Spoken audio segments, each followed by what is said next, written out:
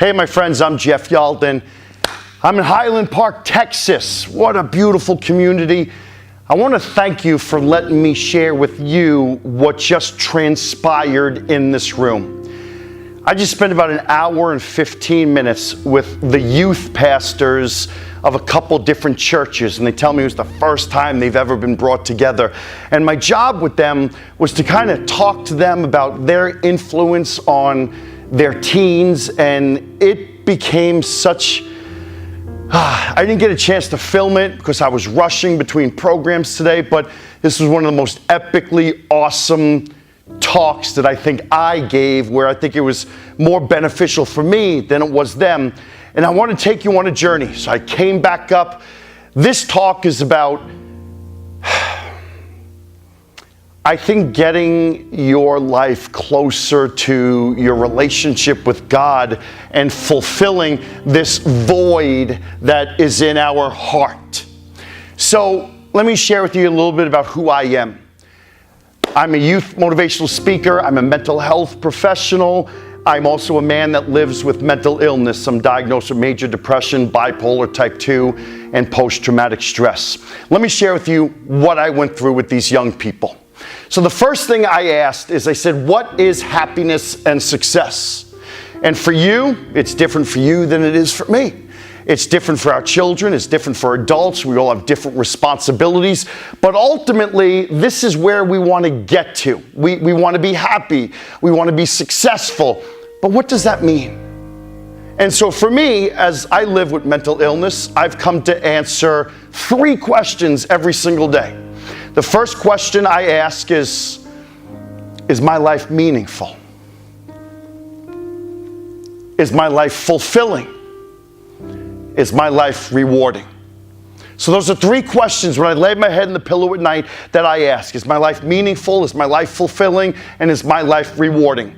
And so as you go through this, you have to, one of the youth pastors said, I got to do the work every single day. This is a daily struggle of doing the work. And so is my life meaningful, fulfilling, and rewarding? We're in a very affluent community. And as youth pastors, I ask the question about your happiness and your success. Is that about money? Where we get to a point where, like, well, what does money really mean? And money comes with the community. It comes being judged. Your purpose and your passion, this becomes more important when you're talking about happiness and success than what you have here.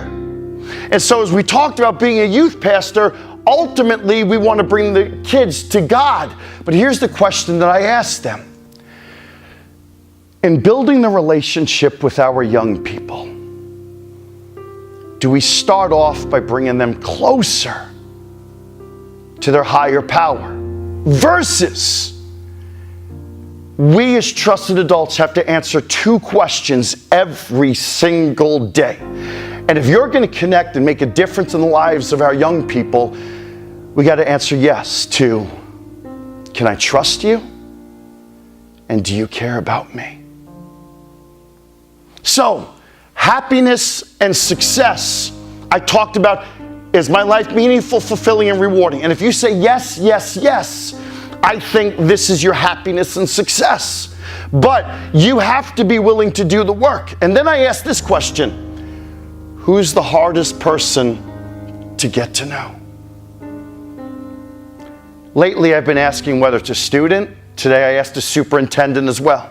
Last week, I asked an 11-year-old. I asked a doctor with the Center of Disease Control and Prevention.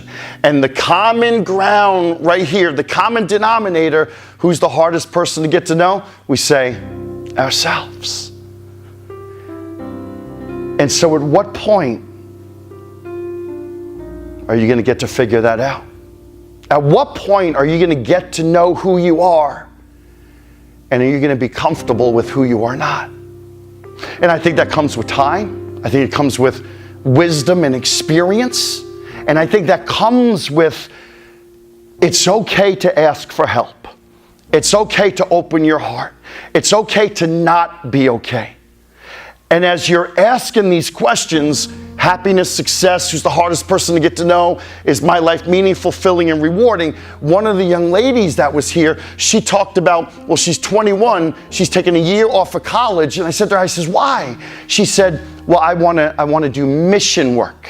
I said, oh, good. But then she said, I didn't get accepted for the scholarship, the money. So I said to her, is this more about the money or is this more about the mission work? And she said, yeah, it's probably more about the money. And so we went into, as you're searching for all this, maybe you not getting the money is not something that happened to you.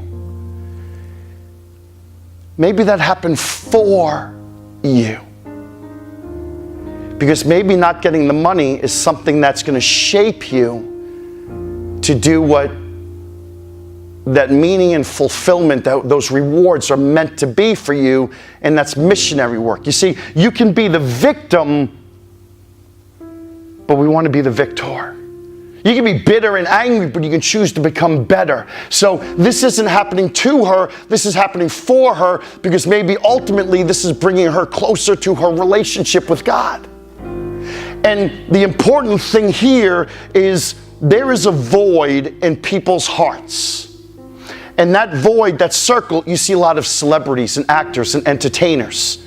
They have all this success and success and success, but they're not fulfilled. And that fulfillment or lack thereof, that leads to addiction, sex, drugs, money, pornography. And so what we're trying to do is fill that void with purpose, with love, with a passion for wanting to do something. Ultimately, we come to this relationship with God. You see, our kids, they have everything they need, but they don't know what they want to live for. And one of our jobs is to get them to understand who they are, to get them to have purpose, to get them to understand their identity, and to get them to have not just love for themselves, but love for others. And ultimately, when we go to this relationship that's unconditional, that's selfless, this ends up filling everything here. My heart is full. So then I have meaning, I have fulfillment, my life is rewarding. And then we talked about expectations versus objective. You ever been disappointed? Sure.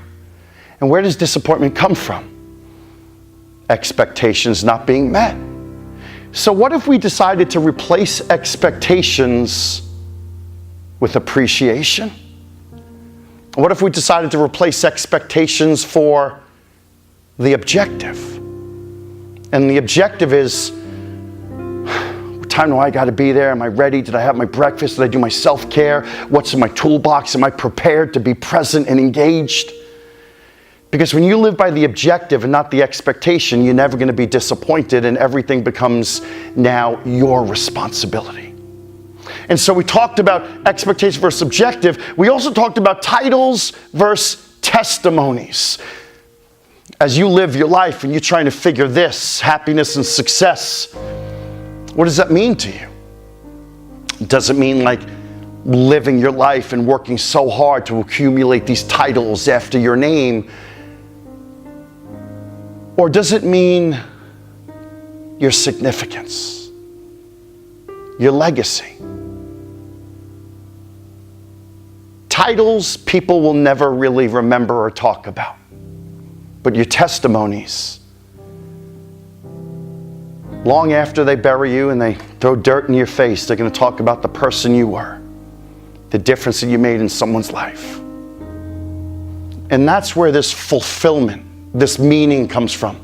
That is the God that replaces the void that's in your heart. And so we go back to this. Who's the hardest person to get to know? We say ourselves. And so the question is, get to know who you are. Be comfortable with who you're not. And when you do that, you start to live a life of grace. My friends had an epic time here in Highland Park. You guys are really special, man. Thank you for letting me be a part of your life. And thank you to you, the youth pastors, for the difference that you get to make every single day. You guys are the heroes.